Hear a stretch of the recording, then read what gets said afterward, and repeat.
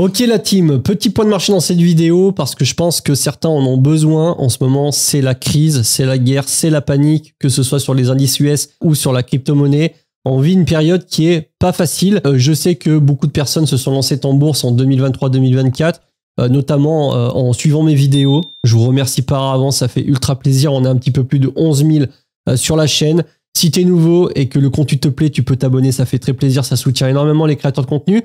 Et je pense que parfois ce genre de vidéo peut rassurer certaines personnes ou pas. Dans tous les cas, ce qu'on va faire, c'est qu'on va faire un point sur les indices US dans un premier temps. Je te parlerai de crypto-monnaie dans un deuxième temps. Et à la fin de la vidéo, je te donnerai vraiment mon avis personnel sur la situation, comment je vois les choses, quelles ont été mes prises de décision. Bref, je vais te parler de tout ça. Alors, on va regarder un petit peu ce qui se passe. Donc là, je te fais la vidéo le lundi 10 mars. Tu vois, je suis en vacances, j'en profite. Et tout simplement, on voit du rouge vraiment de partout. On a un Nasdaq à moins 2,78 à l'instant où je te fais cette vidéo. Un S&P 500 à moins 1,80. Et j'ai également dans la liste des ETF à levier, ceux que je suis de manière générale, CL2, LQQ, qui pour le coup ramassent encore plus parce que ils sont notamment exposés à la paire dollar-euro. Alors, on va commencer par le S&P 500. Puisque y a beaucoup de personnes qui sont positionnées dessus. Alors, le S&P 500, quand on regarde de manière globale, depuis une quinzaine d'années, il n'y a rien d'alarmant dans un premier temps, si ce n'est qu'on est quand même assez haut et collé aux obliques. Donc ça, c'est ce que je vous avais dit fin d'année 2024. J'avais pris la décision de sortir de mes positions, c'était le rond rouge ici. Il y avait eu un léger rebond. Alors après, j'étais re-rentré parce que je suivais une stratégie qui était de re-rentrer lorsqu'il y aurait l'investiture de Donald Trump. Mais depuis, ça corrige. Ça reste acceptable pour le moment. Malgré tout, il y a quand même une correction en cours. À voir combien de temps ça dure. Mais actuellement, sur le S&P 500, par rapport au plus haut, on corrige de moins 8,22%. Alors, je tiens à rappeler, c'est totalement normal. En bourse, ça fait pas que monter en ligne droite. Il y a des corrections. Parfois, il y a des cracks. Ça fait partie tout simplement de la vie de la bourse. Donc, faut pas forcément s'inquiéter. Maintenant, si tu fais du DCA, continue à faire ton DCA, c'est pas un problème. Si tu es exposé un petit peu plus fortement et que tu te sens mal à l'aise, c'est que tout simplement, tu as trop d'argent par rapport à ton patrimoine. Et dans ce cas-là, il faudra revoir ce qu'on appelle la partie allocation. Alors, S&P 500, bon, on est toujours en tendance de fond haussière si on se met en weekly. Si on se met en daily, on peut voir quand même que c'est un petit peu plus brutal puisqu'on a enchaîné pas mal de bougies rouges. Et on commence à passer en dessous de la moyenne mobile. Pour le coup, 200 périodes. En tout cas, on vient de passer en dessous. Donc ça, c'est pas forcément bon signe. Tu vois, la dernière fois, c'était octobre 2023. Et vraiment, la grosse descente qu'on a eue en 2022, on était passé également en dessous des moyennes mobiles. Donc pour l'instant, bon, ça ne veut pas dire qu'on part sur une correction de 25%, mais il faudra quand même surveiller. Au niveau du Nasdaq, le Nasdaq est corrélé au S&P 500, évidemment. Même si de manière overall, on n'est pas mal du tout, on subit également une correction. Correction qui est actuellement par rapport au plus haut du 19 février de 12,3%. C'est assez sérieux, mais c'est surtout au niveau de certains titres, comme par exemple, je crois Tesla, qui a été divisé par deux au niveau de l'action. On a aussi des boîtes comme Meta, tu vois, qui prennent moins 4%. Meta, depuis les plus hauts, on fait quoi? Tu vois, on fait moins 20%. Qu'est-ce qu'on a d'autre d'intéressant? Nvidia. Nvidia, ça corrige quand même pas mal. Hein. On va pas se mentir. Le plus haut du 7 janvier, actuellement correction de 30%. Des boîtes comme Microsoft, qui corrigent aussi assez fortement. Depuis le plus haut de décembre, on est à moins 16%. Ça va encore, Microsoft. Moi, tu vois, j'avais acheté ici. Bon, écoute, ça fait partie du jeu. Donc, petite correction en cours. On va surveiller pour voir tout simplement jusqu'où ça va. Hein. Il n'y a rien qui nous dit que ça ne va pas se retourner à la hausse. Et il n'y a rien qui nous dit aussi que avec Donald Trump et tu sais, l'incertitude qui règne, que les cours continuent pas, tout simplement à tomber. Alors, la partie crypto-monnaie, pour le coup, la correction est quand même bien plus brutale si on exclut BTC, parce que Bitcoin, c'est clairement la crypto qui résiste le mieux et qui s'est le mieux comporté, je trouve. Puisque certes, on est en train de prendre une petite correction. En crypto, c'est plus violent qu'en bourse, mais ça reste en tout cas acceptable sur BTC, puisque par rapport au plus haut, à 109 356 $, d'après ce que nous dit TradingView, on est actuellement sur une correction de un petit peu plus de 25%, on est à moins 26%. Donc moins 26%, c'est beaucoup, et en même temps, c'est pas beaucoup. Si on dézoome la courbe, ça reste acceptable, mais on voit bien qu'on est en train de corriger. Alors, est-ce que c'est une simple correction, ou alors est-ce que c'est vraiment un retournement de tendance? Il y a un petit peu les deux camps actuels sur Internet. C'est pour ça que j'ai décidé aussi de te faire cette vidéo. Absolument pas pour rallier un camp ou un autre, mais pour te donner tout simplement ma version et surtout de te dire que personne ne peut vraiment savoir ce qui va se passer avec une certitude absolue. Ça n'existe pas. On peut simplement avoir des convictions ou pas, et il faut savoir aussi adapter sa stratégie en fonction de la situation, chose qu'on fera, enfin en tout cas chose que je vais t'expliquer juste après cette vidéo. BTC, ça va. C'est pas à la mort, on va pas se mentir, ça baisse, ça fait pas plaisir, mais ça se comporte quand même plutôt bien. Là où ça commence à être problématique, c'est pour toutes les autres crypto-monnaies hors BTC. Beaucoup de gens, et moi y compris, attendent la alt season, mais qui peut-être ne va jamais arriver. Mais sur ETH, tu vas voir que les choses déjà sont légèrement différentes. Puisque si on regarde par rapport au plus haut, actuellement on est à moins 50%. Donc on est passé littéralement de 4000 $ à 2000 $. C'est clairement pas bon signe, puisqu'on est repassé, tu vois, en dessous d'une oblique qui était plutôt propre jusqu'à maintenant. Encore une fois, c'est que de l'analyse graphique, ça ne veut pas dire grand-chose en soi, même si ça peut donner des indications sur 2-3 choses. C'est pas magique, c'est pas parce qu'on passe en dessous que forcément c'est vendeur, etc.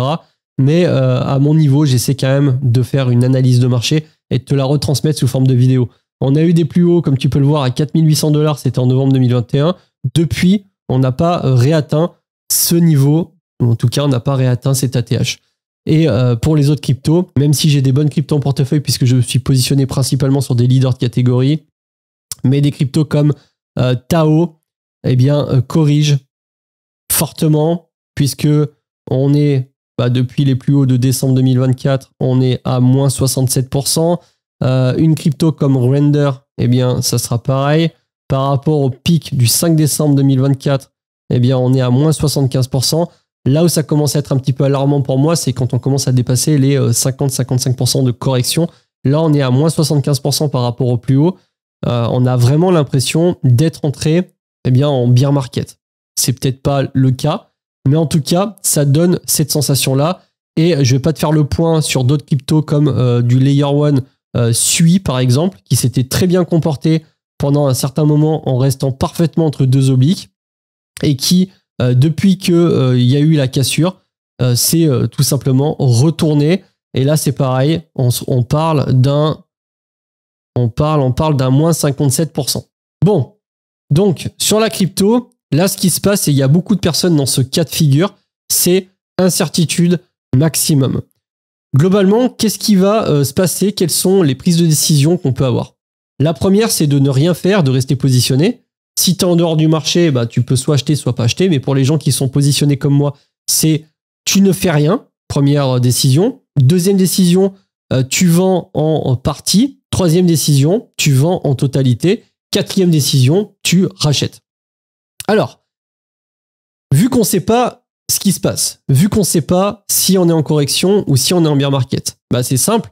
Si tu vends et qu'on est en correction, le marché se retourne, tu rates de la performance, et si on va taper des nouveaux ATH, t'es dégoûté, t'as raté ton cycle.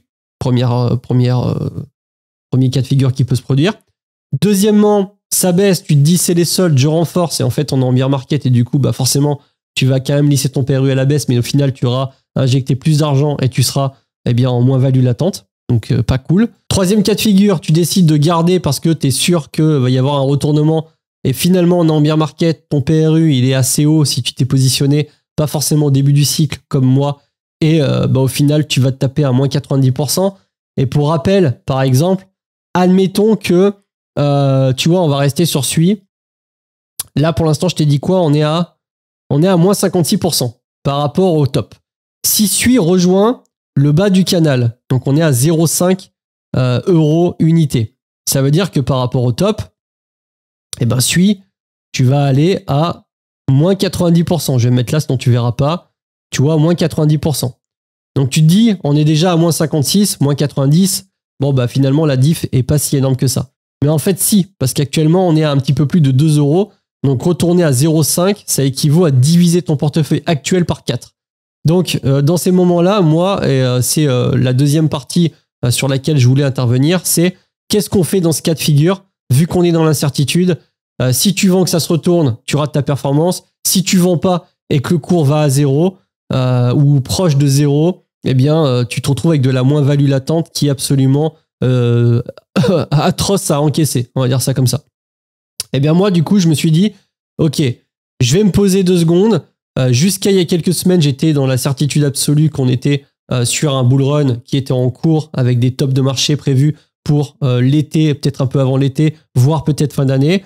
Mais je m'attendais pas à ce qu'on ait des nouvelles qui sont plutôt bonnes, même si c'était pas ce que le marché espérait, notamment par rapport à la réserve stratégique US.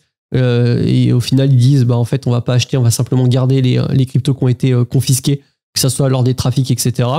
Donc, ça a refroidi un petit peu la communauté crypto.